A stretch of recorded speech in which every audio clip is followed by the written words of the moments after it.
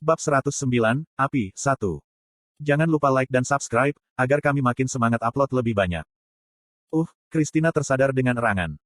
Dia segera mencoba untuk bangun, hanya untuk dihentikan oleh kejutan. Alih-alih berbaring di tanah, Christina saat ini sedang beristirahat secara horizontal di udara. Tidur nyenyak, Eugene bertanya sambil melirik ke arahnya. Tanpa segera menjawab, Christina pertama-tama melihat sekeliling mereka. Mereka baru saja berada di dalam pohon dunia. Setelah dia mengucapkan mantra revitalisasi, dia sepertinya kehilangan kesadaran. Christina tidak tahu apa yang terjadi setelah itu, tapi dia tahu satu hal yang pasti. Ini bukan bagian dalam pohon dunia, juga bukan dimanapun dalam domain elf. Apakah aku gagal? Christina pertama kali memutuskan untuk bertanya tentang hasil usahanya. Christina takut dia gagal. Dia curiga, tidak, dia yakin akan hal itu. Bahkan sebelum dia kehilangan kesadaran, dia telah meramalkan kegagalannya sendiri. Kekuatan suci Christina tidak bisa menyembuhkan luka Sienna atau membangunkannya. Meski begitu, alasan mengapa Christina tidak merasa perlu untuk menanyakan pertanyaan ini adalah karena keadaan aneh yang dialami tubuhnya. Kekuatannya hingga batasnya dan menuangkan semua yang dia miliki ke dalam mantra. Tapi tubuhku terasa ringan. Pikirannya juga tidak terlalu tegang, dan sebenarnya cukup segar. Kekuatan sucinya juga terisi penuh, seolah-olah dia bahkan tidak mengucapkan mantra. Itu gagal, jawab Eugene ketika dia menurunkan Christina ke tanah. Kamu membuat kilatan cahaya yang cukup, tetapi pada akhirnya, itu tidak cukup untuk menghidupkan kembali Lady Sienna. Seperti yang kupikirkan, kata Christina dengan kekecewaan.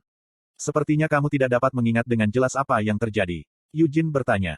Ya, Christina menegaskan dengan kerutan alis saat kakinya menyentuh tanah. Saya tahu bahwa saya gagal, tetapi apa yang saya lakukan di sini? Kau di sini karena aku membawamu keluar bersamaku, Eugene menjelaskan.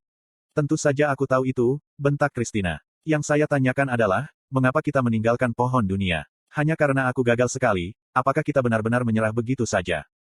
Alih-alih langsung menjawab, Eugene menatap Christina. Eugene tidak memiliki kemampuan membaca pikiran, tetapi dia tahu bahwa Christina saat ini mengatakan yang sebenarnya.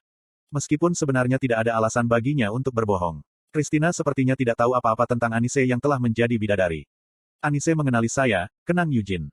Tidak diragukan lagi itulah alasan mengapa dia muncul dan melakukan keajaiban seperti itu. Untuk saat ini, Eugene memutuskan untuk tidak membahas masalah Anise. Itu adalah masalah sulit yang hanya akan membawa bahaya jika dia mencoba menggalinya sebelum waktunya, apalagi, jika dia ingin tahu yang sebenarnya, alih-alih Christina, dia perlu menyelidiki atasannya. Ini berarti Kardinal Rogeris, yang telah mengadopsi Christina, dan Paus, yang telah menugaskan Christina sebagai calon santo. Kami belum menyerah, Eugene akhirnya menjawab dengan mengangkat bahu. Resusitasi gagal, tetapi keajaiban memang terjadi.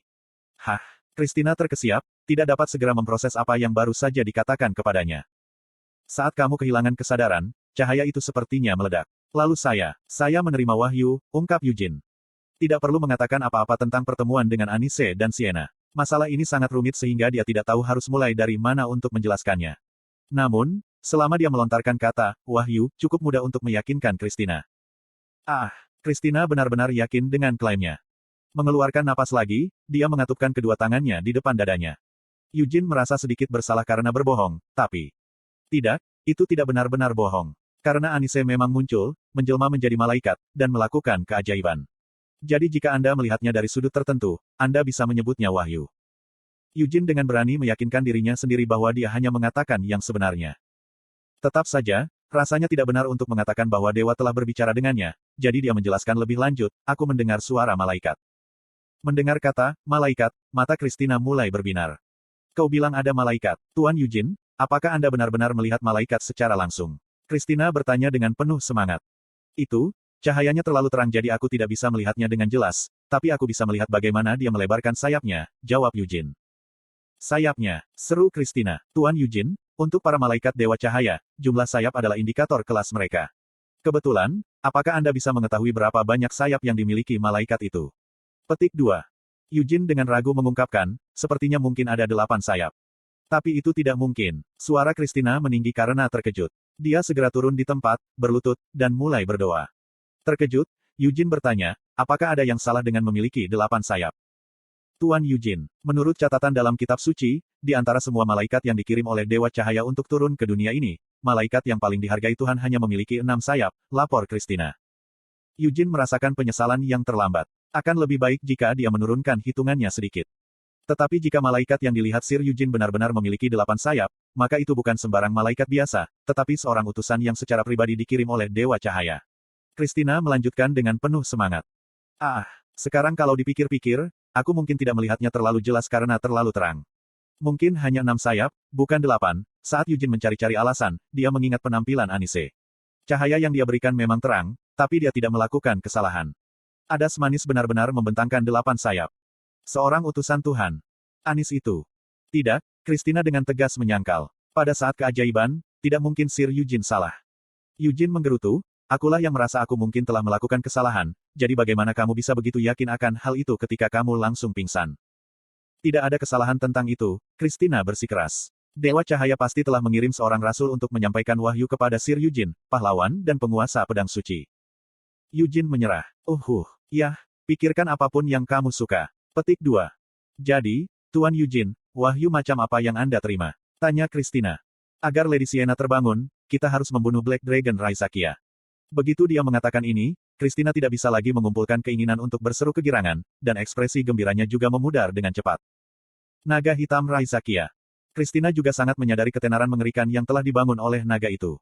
Juga dikenal sebagai naga jatuh dan pembunuh kera, Raizakia adalah salah satu dari 3 Dukes of Helmut, monster yang mampu mengambil alih salah satu posisi kosong untuk Raja Iblis. Betapa sulitnya, kata Christina lemah. Karena itu, ada sesuatu yang perlu aku diskusikan denganmu. Yujin terus berjalan sambil terus berbicara padanya. Menurut wahyu malaikat, Raizakia di Helmut bukanlah yang asli. Apa artinya? Tanya Christina. Raizakia menginvasi wilayah elf 200 tahun yang lalu. Sepertinya dia berniat membunuh Lady Sienna dan semua elf di sana, tapi dia tidak berhasil dalam rencananya. Lady Sienna berhasil membuang Raizakia ke celah dimensional, tapi racun Raizakia telah memaksa Lady Sienna dan para elf untuk berhibernasi di pohon dunia. Christina berteriak singkat karena terkejut. Memikirkan bahwa seseorang benar-benar mampu menghadapi monster yang dikatakan sebagai naga terkuat sepanjang masa, dan bahkan membuangnya ke dalam celah dimensional. Jadi sesuatu yang misterius sedang terjadi, Christina beralasan setelah dia mengatasi keterkejutannya. Malaikat tidak bisa berbohong. Tentu saja, Yujin tidak percaya pada Tuhannya dan telah melakukan penistaan dengan mengklaim telah menerima wahyu beberapa kali sebelumnya. Namun, tidak mungkin Yujin akan berbohong tentang hal seperti ini. Jadi Christina tidak meragukan kata-kata Yujin. Jika dia dibuang ke celah dimensi, itu berarti dia tidak dapat ditemukan di dunia kita. Tapi saya belum pernah mendengar ada masalah yang terjadi di Helmut, Christina berkontribusi. Hal yang sama berlaku untukku, kata Yujin sambil mengangguk. Konten iklan. Ratu Iblis Malam, Noir Giabella. Bilah Penahanan, Gavit Linman. Naga Hitam, Raizakia. Ketiga individu ini disebut 3 Pangeran Helmut dan posisi mereka dalam 3 serangkai ini tidak berubah dalam ratusan tahun. Yujin membagikan apa yang dia ketahui, jika salah satu dari 3 pangeran, Raizakia, telah menghilang ratusan tahun yang lalu, tidak mungkin iblis lain dari Helmut tidak mengincar tempat kosongnya. Namun, wilayah Raizakia, Kastil Naga Iblis, masih baik-baik saja, dan seseorang dengan namanya masih duduk di kursi Duke. Duke Noir Giabella adalah perwakilan dari faksi moderat di antara iblis tingkat tinggi. Christina mengikuti contoh Yujin saat dia membagikan apa yang bisa dia ingat. Duke Gavit Linman masih mengaku sebagai bawahan Raja Iblis Penjara, dan tidak banyak berinteraksi dengan dunia luar. Meskipun saya tidak yakin apa pendapatnya yang sebenarnya, tampaknya Duke Raizakia selalu menempati posisi politik yang berlawanan dengan posisi Duke Noir Giabella. Noir Giabella tidak pernah menentang dimasukkannya manusia ke dalam Helmut. Yujin tidak tahu lubang neraka bernanah macam apa yang disembunyikan wanita jalang terkutuk itu di dalam dadanya, tapi bagaimanapun juga, pelacur itu telah secara aktif melibatkan dirinya dengan manusia sejak Helmut membuka gerbangnya untuk jenis mereka. Raizakia tidak mengikutinya. Orang itu benar-benar kejam dan gila. Meskipun naga itu mengaku sebagai penengah keseimbangan, dia hanyalah seorang bajingan yang telah membunuh tuannya sendiri dan melahap hatinya. Meski begitu, dia masih cukup tak tahu malu untuk menunjukkan arogansi yang menjadi ciri khas naga. Dia menganggap semua yang lebih lemah darinya sebagai serangga rendahan yang tidak pantas untuk hidup. Christina melanjutkan, bahkan di Helmut, orang asing dilarang keras memasuki kastil naga iblis milik Duke Raizakia. Dia dikenal sebagai pembenci manusia yang kejam, jadi meskipun dia jarang terlihat akhir-akhir ini, desas-desus tentang keburukan masa lalunya masih menyebar di antara mereka. Paling tidak, ini berarti tidak ada insiden yang muncul saat Raizakia palsu masih berkeliaran di sekitar Helmut. Sienna telah berhipotesis bahwa itu mungkin tukik atau klon yang meniru Raizakia. Dikatakan, kita juga tidak bisa langsung menyerang kastil iblis naga secara langsung. Jika itu benar-benar tukik atau klon, maka itu pasti jauh lebih lemah dari Raizakia yang asli. Tapi meski begitu, tidak ada gunanya meremehkan seekor naga. Setidaknya untuk saat ini, Yujin telah berhasil memastikan bahwa Sienna masih hidup dan dia bahkan telah melakukan percakapan yang baik dengannya. Aku akan mempercayaimu, menaruh harapanku padamu, dan menunggumu. Sienna telah mengucapkan kata-kata ini padanya sebelum dia meninggalkannya. Aku tidak bisa terburu-buru, Yujin mengingatkan dirinya sendiri, menekan emosinya yang melonjak. Yang perlu dia lakukan sekarang adalah kembali ke desa elf. Jelas bahwa memimpin semua elf yang tinggal di sana di luar samar akan menjadi urusan yang melelahkan bahkan dengan sendirinya. Ini bukan hanya satu atau dua elf yang mereka bicarakan, dia harus memimpin lebih dari 100 elf melintasi hutan yang tidak bersahabat. Setelah mengantar para elf kembali ke perkebunan utama klan Leonhardt, dia kemudian bisa kembali ke Arot dan mendapatkan Akasha. Meskipun dia mungkin akan dipaksa untuk berurusan dengan para penyihir Arot mengenai masalah ini, selama dia mengajukan bukti pengakuan Sienna tentang dia dan klaim sahnya kepada staf, mereka tidak punya pilihan selain tutup mulut. Eugene bersenandung pada dirinya sendiri saat dia membuat daftar semua hal yang perlu dia lakukan di masa depan, lalu dia menyelipkan tangannya ke dalam jubahnya. Tuan Eugene, apakah itu? Christina terdiam saat dia mendekatinya dengan ekspresi terkejut di wajahnya. Matanya melebar menjadi lingkaran ketika dia melihat cabang panjang yang syarat dengan daun yang dipegang Eugene. Aku memutar satu, kata Eugene dengan santai. Christina terkesiap. Apakah itu bahkan diperbolehkan? Kenapa tidak? Eugene mengangkat bahu. Kamu melihat seberapa besar pohon dunia. Mematahkan salah satu cabangnya tidak ada bedanya. Eugene tidak merasa bersalah karena memelintir salah satu cabang pohon dunia. Bahkan, dia merasa melakukan itu tidak bisa dihindari. Sementara dia terus memegang daun yang membawanya ke wilayah elf, cabang hijau dan banyak daunnya sepertinya akan lebih membantu daripada satu daun kering. Mereka masih perlu memindahkan anakan pohon dunia ke hutan di perkebunan hati singa. Meskipun Eugene telah mematahkan cabang pohon untuk membantunya, dia tidak dapat menyangkal bahwa dia berharap itu bisa berguna dengan cara lain. Daun pohon dunia biasanya akan memungkinkan Anda untuk melengkung ke wilayah elf dimanapun Anda berada. Dia telah mencoba fungsi itu saat Christina masih tidak sadarkan diri, tapi sepertinya fungsi warp tidak diaktifkan saat domain elf masih disegel. Kalau dipikir-pikir, aku tidak berbicara dengan Sienna tentang Signard. Pikiran ini terlambat terlintas di benak Eugene. Oh well, dia bahkan tidak memberiku kata-kata untuk disampaikan padanya. Bukan hanya Signard yang tidak berhasil mereka bicarakan. Ada lebih banyak cerita yang ingin dibagikan Eugene dengannya. Bagaimana dengan semua hal yang telah terjadi padanya sejak dia bereinkarnasi? Itu saja sudah cukup bagi mereka untuk menghabiskan beberapa hari membicarakannya. Kita bisa melakukannya lain kali, Eugene meyakinkan dirinya sendiri. Karena ini bukan kali terakhir mereka bertemu. Eugene bisa merasakan kehadiran Sienna datang dari cabang kecil yang dia pegang di tangannya. Eugene telah mengingat jalan kembali ke desa elf. Karena dilindungi oleh penghalang, dia tidak akan bisa memasukinya secara langsung, tetapi selama dia mendekat, Signard atau salah satu elf lainnya harus keluar untuk menemuinya. Mereka tidak terhambat di sepanjang jalan, sehingga mereka dapat mencapai desa dalam waktu 2 hari. Tapi tidak ada elf yang keluar untuk menemui mereka. Ada sesuatu yang terjadi, gumam Eugene. Dia punya firasat buruk tentang ini. Eugene menyipitkan matanya dan mengatur inderanya. Penghalang yang melindungi desa memiliki tingkat yang cukup tinggi sehingga tidak menimbulkan rasa ketidaksesuaian bahkan setelah mengetahui bahwa penghalang itu memang ada. Namun, dia saat ini mendapatkan perasaan tidak nyaman darinya. Mana yang membentuk penghalang tampak sedikit terdistorsi. Ini sangat berbeda dari beberapa hari yang lalu. Eugene berhenti berjalan dan memejamkan matanya. Itu bukan hanya ilusi. Mana penghalang memang telah terdistorsi. Distorsi ini adalah bukti bahwa penghalang itu baru saja dihancurkan. Tapi kenapa? Eugene membuka kembali matanya. Ini bukan waktunya untuk tersesat dalam kecurigaan. Aku akan pergi dulu, jadi ikuti saja aku, perintah Eugene.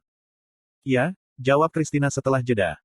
Christina tidak merasakan ketidaknyamanan yang sama seperti Eugene. Namun, dia mampu memprediksi pertanda bahaya yang samar dari ekspresi dan suara Eugene. Eugene segera menendang tanah dan melompat ke depan. Christina membuka sayap cahayanya dan mengikuti Eugene. Meskipun penerbangannya cukup cepat, Eugene bahkan lebih cepat darinya. Baru 2 hari, Eugene mengeluh tanpa suara. Hanya dalam 2 hari, seseorang telah menyerang desa elf. Apakah para pemburu ingin menjadikan para elf sebagai budak? Tidak mungkin mereka bisa menjadi kelompok budak biasa. Penghalang yang melindungi desa diciptakan oleh anakan pohon dunia. Tidak mungkin bagi penyihir rata-rata untuk merasakan penghalang. Itu pasti elf gelap. Orang-orang itu terkenal karena merekrut elf untuk memperkuat posisi mereka di Helmut. Namun, bukankah waktunya terlalu menguntungkan? Apakah mereka benar-benar kebetulan menemukan desa pada saat kedatangan Eugene dan menyerangnya begitu dia pergi? Distorsi di mana? Rasanya tidak seperti mereka menembus penghalang dengan mantra. Alih-alih, tampaknya telah dihancurkan dengan kekuatan kasar, Eugene mengamati. Apakah ini benar-benar yang dilakukan para Dark Elf? Di antara banyak pertanyaan yang mengalir di kepalanya, Eugene mengingat sebuah adegan dari beberapa hari sebelumnya. Ketika semua elf telah melihat keduanya pergi, mata mereka penuh dengan doa dan harapan yang sungguh-sungguh. Fuosh! Api putih murni menelan tubuh Eugene.